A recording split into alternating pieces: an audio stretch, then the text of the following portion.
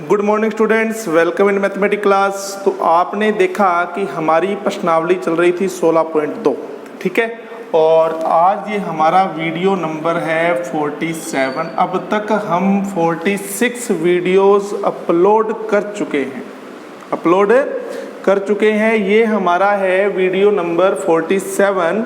अब देखिए, पहले इस वीडियो में हमारा आज का प्रश्न देखिए। आज का हमारा प्रश्न क्या है कि एक बेलन की ऊंचाई 11 सेमी तथा उसका वक्र पृष्ठीय क्षेत्रफल 968 सेमी स्क्वायर है, तो बेलन की त्रिज्या ज्ञात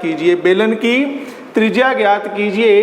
तो यहाँ देखो, आपको 4 ऑप्शन दिए हुए हैं। ए ऑप्शन आपके पास में है 15 सेमी, बी ऑप्शन आपके पास में 14.5 सेमी, सी ऑप्शन आपके पास में है 14 सेमी और डी आपके पास में इनमें से कोई नहीं। इसका जो सही आंसर होगा वो आपको कमेंट बॉक्स में लिख करके हमें कमेंट करना है, ठीक है। आज इस वीडियो में हम लोग 16.2 के प्रश्न देखेंगे। कौन सा? क्वेश्चन नंबर 12, क्वेश्चन नंबर 13 और एग्जाम्पल नंबर 4, ठीक है।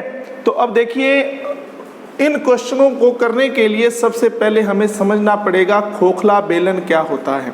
खोखला बेलन यानी पाइप। घर पे आपने पाइप देखी होगी जो कि बिल्कुल खोखली होती है, ठीक है। तो पाइप का संपूर्ण पृष्ठीय क्षेत्रफल और आयतन दोनों के बारे में हमें पढ़ना है। तो देखिए, ये हमारे पास में है खोखला बेलन यानी कि पाइप, ठीक है। अब ये देखिए, यानी पाइप बिल्कुल खोखली होती है अंदर से, ठीक है। उसकी जो पृष्ठ जो होता है उसका, वो क्या होता है? मोटा होता है। मोटा होने की वजह से अंदर की त्रिज्या अलग होती है, बाहर की त्रिज्या अलग होती है, ठीक है ना। जो भी खोखली पाइप ले लीजिए, उसकी अंदर की त्रिज्या अलग होगी, बाहर की त्रिज्या अलग होगी। कारण बीच में जो उसकी जो सतह की जो मोटाई है ना, वो उसका कारण है। तो खोखली पाइप, ये देखो इस तरह की होती है खोखली पाइप, ठीक है।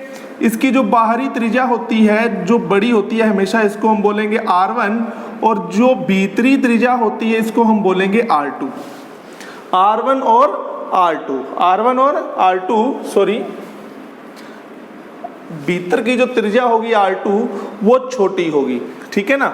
बड़ी त्रिज्या को हम R1 से, यानी बाहरी त्रिज्या को R1 से, पहले भी यही सिस्टम हम लगाते आ रहे हैं। और आंतरिक जो त्रिज्या है, भीतरी जो त्रिज्या है, अंदर की जो त्रिज्या है, उसको हम R2 से व्यक्त करेंगे, ठीक है ना। तो देखो, ये पाइप है। इस पाइप में देखिए, अंदर से बेटा पाइप खोखली है बिल्कुल, ठीक है ना। अरे घर पे पानी वाली पाइप नहीं देखी क्या आपने? वो ले लीजिए आप। ये देखो आप ऐसे, ये इसकी सतह हो गई, ये सतह की मोटाई है, ठीक है। मोटी पाइप ले लीजिए आप, अंदर से खोखली है, उसमें से पानी गुजरता है, वो सतह तो हो गई खोखली, उसकी जो सतह हो गई, ठीक है, जो उसकी साइड जो हो गई वो इस तरह की शेप में होगी, ठीक है ना। तो उसके ऊपर जो धातु का प्रयोग किया गया है साइडों में, उसकी मोटाई की वजह से भीतर की जो त्रिज्या होगी वो छोटी होगी और बाहर की त्रिज्या जो होगी वो बड़ी होगी, ठीक है।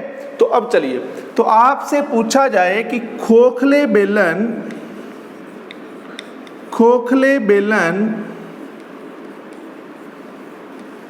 का संपूर्ण पृष्ठीय क्षेत्रफल। तो बेटा सभी लोग याद कर लेंगे कि खोखले बेलन का संपूर्ण पृष्ठीय क्षेत्रफल क्या होता है। देखो, 2 पाई R1 plus R2 and R1 minus R2 plus में H। R1 minus R2 plus में H, तो यानी कि खोखले बेलन का संपूर्ण पृष्ठीय क्षेत्रफल जो हो जाएगा हमारे पास में, क्या हो जाएगा? 2 पाई R1 plus R2 and R1 minus R2 plus H कर दीजिएगा, ठीक है। अगर आपसे पूछा जाए कि खोखले बेलन का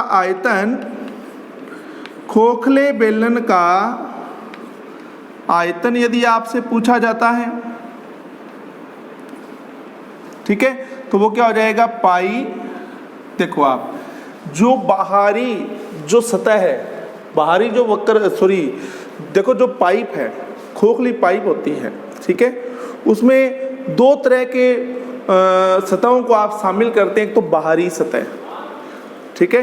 अगर बाहरी सतह को देखेंगे तो आयतन क्या आएगा? पाई R1 स्क्वायर H, ठीक है। और अंदर की सतह को देखेंगे तो आयतन क्या आएगा, पाई r2h, r2 square, pi common आ गया, ये r1 square minus r2 square into h, pi r1 plus r2 and r1 minus r2 into h। तो ये सूत्र आपको याद रखना है, ठीक है, ये फॉर्मूला आपको याद रखना है। तो देखिए खोखले बेलन का संपूर्ण पृष्ठीय क्षेत्रफल 2 पाई r1 plus r2 and r1 minus r2 plus h, और खोखले बेलन का आयतन पाई r1 plus r2 r1 minus r2 into h। यानी बाहरी आयतन में से अंदर का आयतन आपने माइनस कर देना। बाहरी आयतन यानी बाहरी त्रिज्या r1 है तो बाहरी आयतन कितना हो जाएगा, पाई r1 स्क्वायर h, और उसमें से आपने घटा देना अंदर का आयतन, अंदर की त्रिज्या कितनी है r2, तो पाई r2 स्क्वायर h। ठीक है बेटा, तो ये हमारे पास हो गई पाइप। अब हम देखेंगे इससे संबंधित प्रश्न। तो देखिए इसको मैं इरेज कर रहा हूं।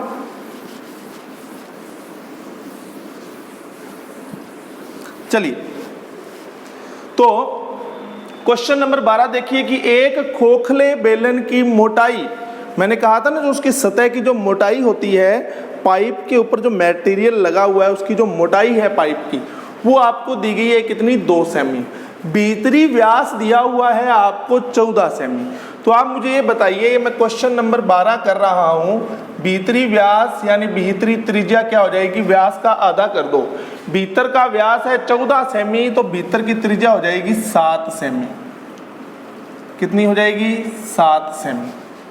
ठीक है, अब 2 सेंटीमीटर मोटाई होने की वजह से, देखो 2 सेंटीमीटर मोटाई आ गई पाइप की, उसकी वजह से जो बाहरी त्रिज्या हो गई वो 2 ज्यादा हो जाएगी, यानी 7 में 2 जोड़ दो, कितना हो जाएगा, 9 सेमी। ठीक है, कितनी हो जाएगी, 9 सेमी। अब देखिए ऊंचाई कितनी दी हुई है आपको, 26 सेमी। कितनी दी हुई है, 26 सेमी। ऊंचाई क्या दी हुई है, 26 सेमी। अब आपको एक आ गया कि बेलन का संपूर्ण पृष्ठीय क्षेत्रफल ज्ञात कीजिए।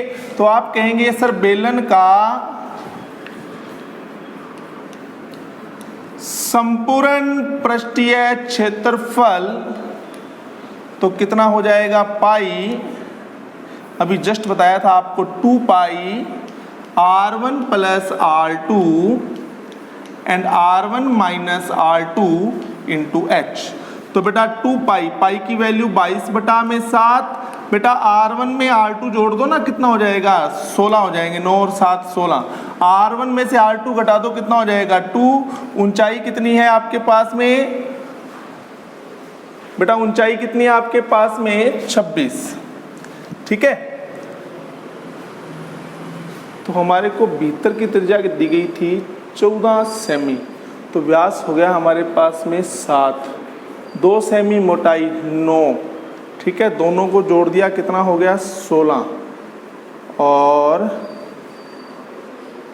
ऊंचाई हमें दे दी है, सॉरी फॉर्मूले में ही गड़बड़ हो गई बेटा, आर प्लस एच था ना, r1 plus r2 and r1 minus r2 plus h। ठीक है, तो r1 में से r2 घटाओ, कितना आ गया बोलो, 2 आ गया। 2 में 26 जोड़ दिए बेटा, कितने हो गए, 28। ये तो गड़बड़ हो रही थी, 7 से कट नहीं रहा था ना, अब 4। तो आप कहोगे सर ये 44 और वो 16 चौके कितने हो गए, 64। चलो 64 को गुना कर दीजिए 44 से, 16 1 24 और 1 25। फिर देखिए सेम यही चीज़ वापस आ जाएगी, 6 11 7 और 1 28 और 16। शायद बुक में आंसर अलग आ रहा है, परंतु सही आंसर आपके पास में यही होगा। तो आप कहेंगे 2816 वर्ग सेमी इसका आंसर आ जाएगा आपके पास में, 2816 वर्ग सेमी। ठीक है, तो ये हमारा प्रश्न नंबर क्या हो गया, 12। बेलन का संपूर्ण पृष्ठीय क्षेत्रफल आपसे पूछा गया था।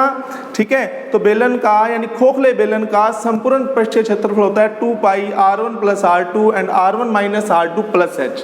ठीक है जी, चलिए अब इसको इरेज कर देते हैं हम। अब इसी तरह से हम देखिए प्रश्न लेंगे 13 नंबर। चलो पहले आप 13 नंबर प्रश्न पढ़ लीजिए, क्या है, आयतन से संबंधित है, दोनों सवाल सेम है। तो देखो एक खोखला बेलन, ठीक है, जिसके दोनों सिरे खुले हुए हैं, दोनों सिरे उसके खुले हुए हैं, खुला हुआ खोखला बेलन है, पाइप ले लीजिए आप। ठीक है, अब आपको ये कहा गया है कि इसकी जो ऊंचाई है वो 20 सेमी है, अंतः व्यास जो है वो तो है 26 सेमी, और बाह्य जो व्यास है वो 30 सेमी है। खोखले बेलन का आयतन ज्ञात कीजिए। तो आप कहेंगे कि सर हमें जो ऊंचाई दी गई है ना, वो ऊंचाई दी गई है 20 सेमी, राइट, ठीक है। उसके बाद में एक R1 होता है और एक R2 होता है। R2 होता है अंदर का, R1 होता है बाहर का। तो आप कहेंगे जो हमें अंतः व्यास दिया हुआ है वो दिया हुआ है 26, तो ये अंदर की त्रिज्या हो जाएगी 13। 26 का आधा करेंगे ना, व्यास का आधा करेंगे तभी तो त्रिज्या प्राप्त होगी। और बाह्य जो व्यास होगा वो हो जाएगा हमारा 15 सेमी, ठीक है। तो बेलन का आयतन ज्ञात कीजिए। तो आप कहेंगे सर खोखले बेलन का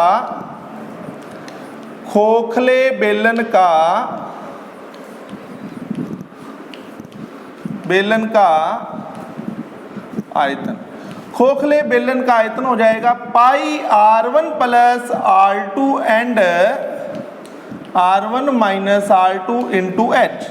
पाई की वैल्यू 22/7, R1 में R2 जोड़ दीजिए कितना हो जाएगा 28, R1 में से R2 घटा दीजिए 2, और ये कितना आपके पास में 20, ये कट गया हमारा 4 पर, 22 चौका 44 हो गए, 44 का फिर 2 से गुना किया मैंने, कितना हो गया, सॉरी 22 चौका 88 हो गए बेटा, ठीक है। और ये कितने हो गए 40, 8 चौका 32, 3 32 और यानी कि 3520 सेमी क्यूब बेटा आयतन है ना, सेमी क्यूब आ जाएगा इसके अंदर, ठीक है ना। इस तरह से आपको ये हल करना है।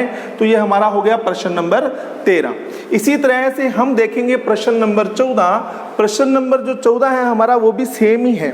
ऊंचाई हमें दी हुई है 21 डेसीमीटर। क्या दी हुई है 21 डेसीमीटर। अब देखो 1 डेसीमीटर जो होता है ना अपने पास में, 1 डेसीमीटर जो होता है उसमें 10 सेमी होते हैं। क्या होते हैं 10 सेमी। अगर इस डेसीमीटर को आप सेमी में बदलोगे तो 1 डेसीमीटर में 10 सेमी होते हैं। तो बताओ 21 डेसीमीटर का मतलब हो गया 210 सेमी। कितना हो गया 210 सेमी। इसके बाह्य व्यास एवं अंतः व्यास क्रमशः आपको सेमी में दिए हुए हैं। तो सेम क्वेश्चन हो जाएगा, यहाँ 210 सेमी आ जाएगा, यहाँ R1 और R2 आप देख लीजिए, ठीक है ना। सेम क्वेश्चन, यही फॉर्मूला लगेगा तो आपके पास में खोखले बेलन का आयतन आ जाएगा, ठीक है।